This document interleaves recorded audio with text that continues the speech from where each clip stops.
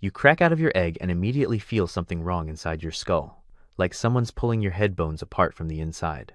Around you, 40 siblings are breaking free when you see your mother. Finally, she's swimming toward the eggs. Then she opens her mouth and eats 6 of your brothers, just gulps them down, whole. You freeze. She's not here to protect you. She's here to eat the weak ones before they waste resources. Her eyes scan the hatchlings and lock onto you. You're small, slow. Your head is already too heavy. You're exactly what she's looking for. She swims closer. You can't outswim her. You do the only thing left. You wedge yourself between 2 eggs and play dead. Her snout bumps the eggs. You feel her breath in the water. She's deciding if you're worth the effort. Something splashes nearby, a stronger sibling making noise. She turns and chases that one instead. You watch your brother disappear into her mouth. She eats 11 more before swimming away. No protection, no parenting, just culling the weak and leaving. 28 of you left from 50 eggs. Most of you will die before adulthood, but what finally kills you will be the most ironic death possible. The one feature that saves your life 20 times becomes the thing that holds you down and drowns you. After your mother leaves, you and your siblings just float there for a while. Your instincts are screaming, eat something. One of your brothers darts toward algae. He swallows it. Doesn't die. You try the same thing. Grab some algae. It tastes like wet dirt, but your stomach stops screaming. For 3 days, this is your life, grabbing random floating things. Then the real pain starts. Your head bones are spreading apart and it won't stop. Every day your skull gets wider.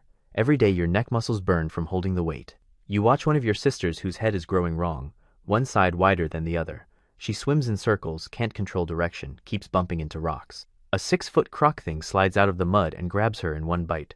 She doesn't even see it coming. You just learned that this painful head spreading isn't random. It's the only thing keeping you swimming straight enough to survive. After a week of eating algae, you see your first real prey. A tiny shrimp crawling across the bottom.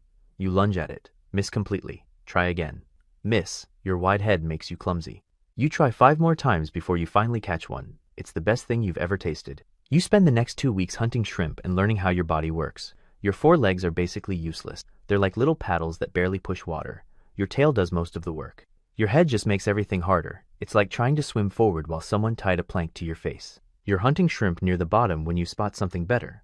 A small fish hovering 5 feet above you. You try swimming up to it normally, but you're too slow. It just drifts away. Then you try something. You tilt your head up, just experimenting, and suddenly you shoot upward like you're being pulled by a string. Water rushing over your flat head lifts your whole body. Your mouth snaps shut on the fish. You caught it without even trying. Your head works like a plane wing. Tilt it between 1 and 22 degrees and water pushes you up. You can catch fish nobody else can reach. For 3 glorious days, you're the best hunter in the pond. Then you scrape your head on a rock, just one small scratch. The next time you try to lift, nothing happens, just drag. The physics only work if your head is perfectly smooth. That tiny scratch destroyed your hunting ability. You're back to mud feeding while the wound slowly heals over 2 weeks. 2 weeks of starving because your superpower is too fragile to use. But here's the worst part. You can't stop using it. You have to hunt. You have to eat. So you hunt with the broken superpower, and sometimes it works and sometimes you just spin sideways and smash into rocks. Every hunt is gambling with your life. Skip forward through those weeks of hunting with a broken head. The wound finally heals but leaves a jagged scar. That scar catches water wrong now, creates drag on one side. When you tilt up to hunt, you spin slightly left. You have to adjust every single time.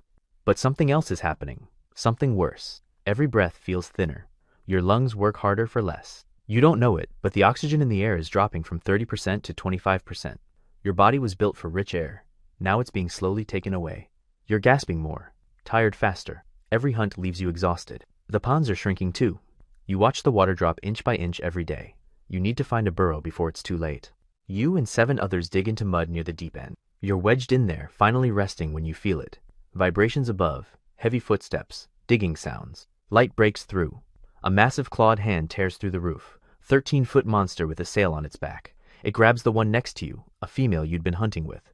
Her ribs crack. It pulls her out and you watch through the hole as it bites her head, then spits it out, too awkward to swallow. So it just eats her body, rips chunks off while her boomerang skull lies there like a plate it couldn't use. The hand comes back, grabs another. You press into the corner. 6 left. 5. 4.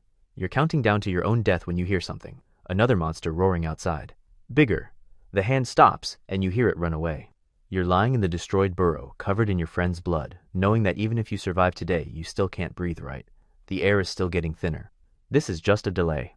Skip forward 4 months, and you've learned to live with that scarred head. But here's what nobody tells you. You have to lift at exactly the right angle. 1 to 22 degrees. Too shallow, nothing happens. Too steep, you flip backwards and expose your soft belly to everything below.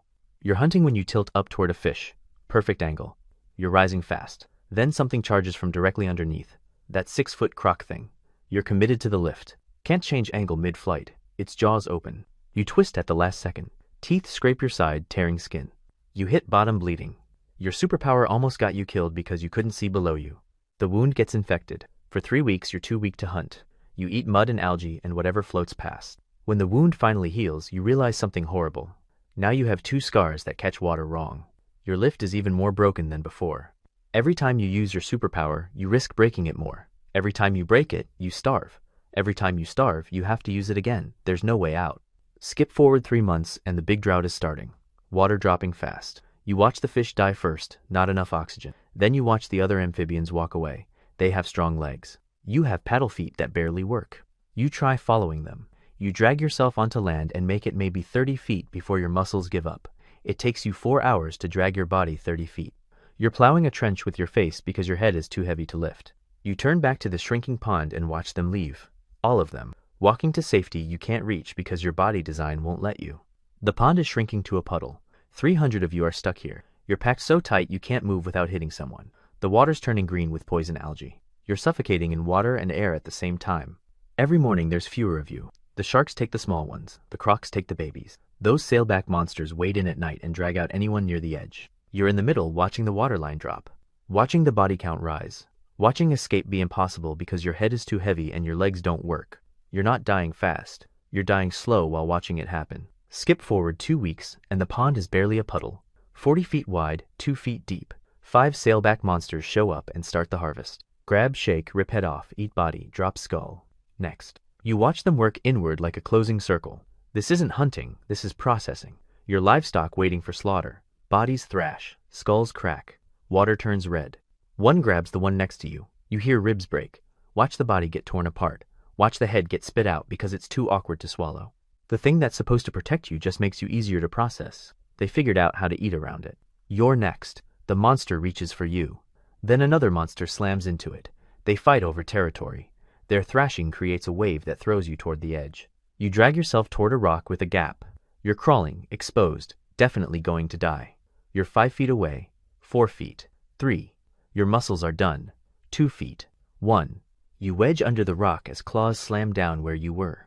It tries to dig you out but gives up after 5 minutes. You lie there listening to everyone die for an hour, then silence. When you crawl out, there's 67 skulls in the mud, just heads. Your species' defensive feature is literally garbage left behind after the meal.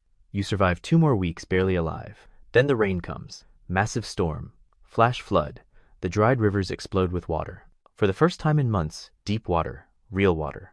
Room to swim. You ride the flood into a new river, feeling your body wake up. You're going to survive. You actually made it. You find a pool fed by the flood, with fish, real prey. You haven't hunted in 2 months. You tilt your head, perfect angle, and launch up. You catch it, swallow it. Best meal since before the drought.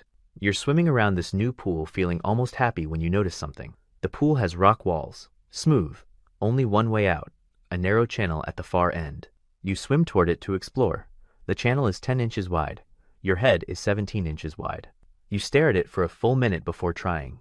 Maybe you can squeeze. Maybe the rocks will give. You push yourself into the gap. Your boomerang skull wedges tight instantly. You push harder. Rock doesn't move. You try backing out. Your head shape makes it impossible. Those swept back points catch like hooks. You're stuck. Then you feel it. The current through the channel is getting weaker. The flood is draining. The pool is emptying. You watch the water line on the rocks start to drop. You have 10 minutes, maybe 15. You're watching your death approach in real time. You thrash for the first 5 minutes. Blood in the water. Your skull scrapes rock but doesn't budge. The thing that saved you from being swallowed 20 times is now holding you underwater. 5 minutes left. You stop thrashing. Save energy. Think. There's no solution. You're too wedged. 3 minutes. Water's at your gills now. You can still breathe, but barely. 2 minutes. You're watching the water line drop inch by inch. You can see the surface. You can see daylight through the water. So close. If your head was normal-sized, you'd just swim up and out. 1 minute. Your lungs are burning. You're trying to breathe water that's barely there. The last thing you see is sunlight rippling on the surface 3 feet above your face. 3 feet. That's all. Your head is 17 inches too wide. Those 17 inches, the ones that saved you from being eaten, the ones that made every swim harder, are holding you down as the water drains to nothing. You spend your last 30 seconds watching safety disappear, watching the surface drop away, unable to move, unable to help yourself, dying slowly with your eyes open. Your body gives up and everything goes dark. Somewhere 270 million years in the future, scientists will find your skeleton wedged in that channel. They'll measure your skull 17 inches across and measure the gap 10 inches. They'll write papers about unusual preservation and flash flood victim. They'll never know you watched it happen, that you had 3 full minutes to understand exactly how you were dying, that the feature they call your successful adaptation was the thing that drowned you. They'll put your skull in a museum. Kids will point at it and say, "Why is its head shaped so weird?" Teachers will say, "That's what helped it survive." Nobody will mention that you spent your first week not knowing what food was, that you suffocated slowly in thinning air, that you watched everyone walk away on legs that worked while you dragged yourself 30 feet in 4 hours, that you survived a massacre by pure luck just to die alone in a trap made by your own skull. After 12 months of hunting with a superpower that breaks every time you use it, suffocating air, dragging yourself on useless legs, watching everyone die in shrinking death pools, getting your friends eaten by monsters who spit out their heads like trash, and finally finding salvation in a flood, you die stuck in a crack, watching the water disappear, held down by the 17 inches of skull that was supposed to keep you safe. And believe it or not, there's an animal with an even worse life. Watch that story next.